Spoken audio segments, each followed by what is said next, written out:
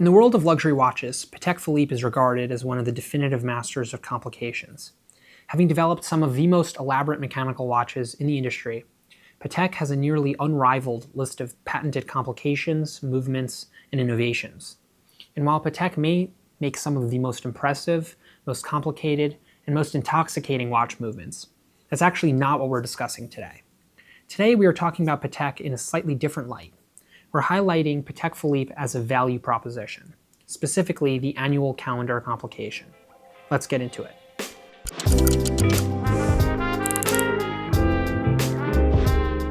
The year is 1996. Patek Philippe has survived the quartz crisis of the 70s and is thriving.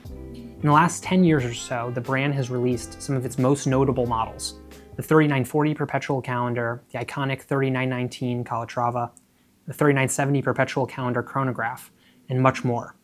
In many respects, Patek has proven that it's capable of weathering seasonal bull and bear markets within the industry, solidifying the brand's reputation as an eternal fixture in the watch industry and in broader culture. These prosperous years allowed Patek to take a step back and analyze their strategy from a more macro perspective. More than merely selling watches, Patek began to consider who the Patek customer really is. And in this exercise, the brand noticed two incredibly interesting things. Number one, their customers were younger than ever before. And two, they were increasingly repeat clients. This may not seem like a big deal today, but the idea of a Patek collector was actually a rather rare concept at the time. And in the event that you would find a serious collector, they were usually older clients that had a passion for pocket watches. Younger wristwatch collectors were a relatively new phenomenon. These observations led Patek to start to consider the timeline of wristwatch purchases a potential young collector might make. An aspiring enthusiast might buy a time-only Calatrava, made to the same high standards of Patek fine watchmaking as the more complicated pieces. But the question for Patek was, where does that customer go next? For the first time, Patek recognized a big gap in offerings between reasonably accessible Calatrava models and, for many, prohibitively expensive perpetual calendars and grand complications. For a younger customer, starting their career and perhaps on their path to financial success, this posed a roadblock to further engagement with Patek Philippe. For a brand that is more than crafting watches, but in a sense crafting watch collectors, this was a problem. And so Patek went to its engineers and master watchmakers with a somewhat unique challenge: to build a simpler perpetual calendar. In 1996, Patek proudly presented their result, the so-called annual calendar complication, packaged within the inaugural reference 5035J. So what is an annual calendar? Well, prior to the annual calendar, we had standard calendar watches like Calatravas, which had dates, where the date wheel is set with 31 days, and any month that has fewer than 31 days will need to have the date manually advanced to correct for the accurate date at the start of the next month. This occurs 5 times throughout the year. On the other end of the spectrum is the exceptionally complicated perpetual calendar, which displays the full calendar of day, date, month, and in many cases moon phase, and will automatically adjust for the appropriate number of days in a given month, and even account for leap years. Mechanical perpetual calendars are adjusted just once per century. And as you can imagine, accomplishing this is no easy feat, and assembling and servicing a perpetual calendar is an involved and extremely expensive process. The annual calendar struck a great balance between these two extremes. The innovative complication needs correction just once per year, from February 28th or 29th, depending on the leap year cycle, to March 1st. In essence, the annual calendar accounts for all the 30 and 31-day months of the year, much like a perpetual calendar, and requires only minimal adjustment in a given year.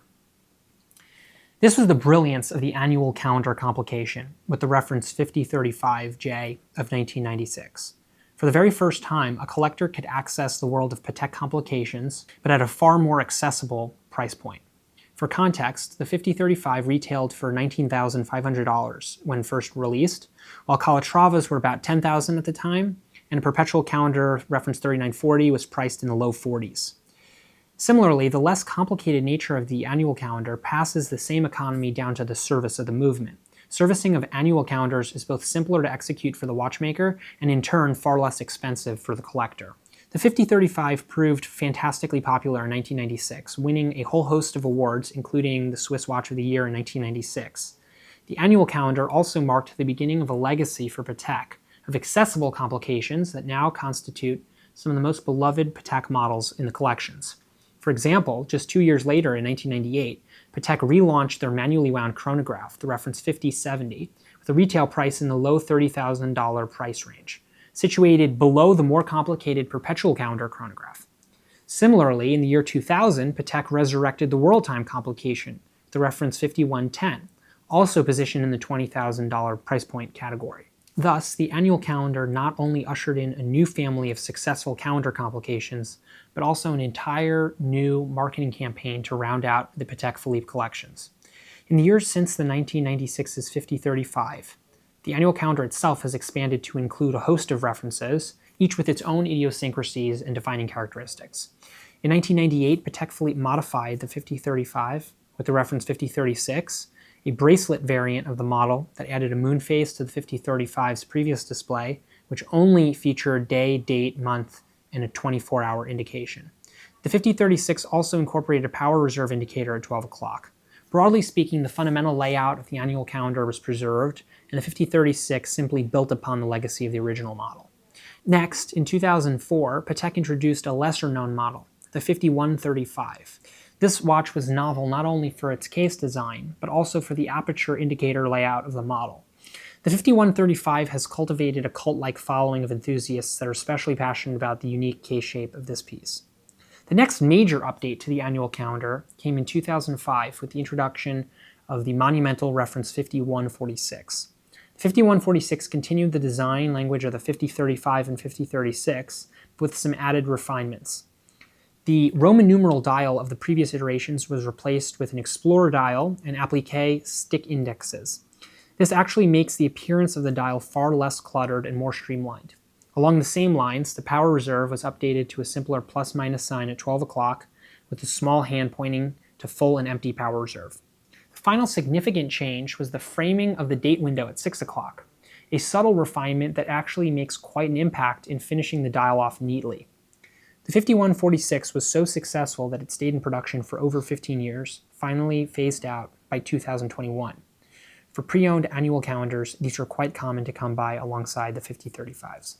The next milestone year for the annual calendar occurred in 2006 with the launch of two key models, the 5960 and the 5396. The 5960 was the watch that really popularized the aperture display design for annual calendars, presenting in a much more contemporary and sporty way than the 5035 philosophy for annual calendars. The 5960 displays the day, date, and month in vaulted apertures at the top of the dial. But the 5960 isn't unique for that reason alone. Additionally, it featured a flyback chronograph. This became the first automatic flyback chronograph with an annual calendar complication. The 5960 was later replaced with the 5905 several years later. The 5396, released the very same year as the 5960, is one of my personal favorite annual calendars. Extremely traditional in design, the 5396 was inspired by early pocket watch aperture layouts for calendars, specifically perpetual calendars like the 3448. It uses two inline apertures to display the day and month, shows the date at 6 o'clock, and has a moon phase and 24-hour indicator at 6. The case is a Calatrava design with very sharp, sheer-sided lugs. The 5396 was made in a number of variants, including sector dials and a beautiful blue variant with a baguette dial. After the success of the 5396, Patek continued with this layout and extended the same variant to the Nautilus collection in 2012 with a beautiful Reference 5726. The 5726 is one of the coolest Nautilus variants, with its extremely balanced and symmetrical dial that hits both the sporty and complicated sides of Patek's brand identity. If you appreciate the Nautilus design but still want to explore complications, the 5726 is one of your best options and costs significantly less than the 5740 perpetual calendar alternative. Our final annual calendar is the 5205. Presented in 2010, the 5205 extended the aperture displays we discussed previously from the 5960 into an annual calendar-only display, without the flyback chronograph. This model is the contemporary annual calendar from Patek Philippe and has a number of beautiful details, including pierced lugs, a concave bezel instead of the more common convex round profile, and sunburst dials in colors that Patek typically doesn't experiment with. The 5205 makes for a fantastic everyday watch. Since set on the strap, it is certainly a dressy watch, but its layout, colored dials, and 40mm sizing make the piece sit in a sporty way on the wrist. The result is a fantastically well-rounded Patek, one capable of perfectly satisfying the original vision for the annual calendar, to make Patek accessible to a variety of audiences. So there you have it. Arguably the best value in the world of Patek Philippe, the annual calendar collections provide a diverse range of beautiful pieces, yielding a practical balance of complication and affordability. While not receiving nearly as much attention as the higher-end complicated pieces from Patek, for many, the annual calendar is the perfect Patek Philippe complication. And while the annual calendar is a beautiful representation of Patek's watchmaking and engineering prowess, it also speaks to Patek Philippe as a business. We get a look into the way the brand approaches the curation of its collections and its interaction with its clients over a collector's life. I think Patek's annual calendar shifts the narrative of Patek as a watchmaker to expose the side of Patek Philippe that is a collection and collector curator, designing offerings that will appeal to audiences over a full lifetime. Arguably, this is just as interesting as the watchmaking itself. The mastery of both these spheres is what has made Patek such a dominant force in the industry. In just under 30 years, the annual calendar complication has solidified itself as one of Patek's most popular collection families. In Analog Shift, we are huge advocates for these watches. Head over to Analog Shift to discover well over a dozen Patek annual calendars, including the original 5035s, 5205s, 5146s, ladies' pieces, and much more. As always, if you enjoyed this content, be sure to subscribe to stay attuned to our latest videos and content. We'll see you next time.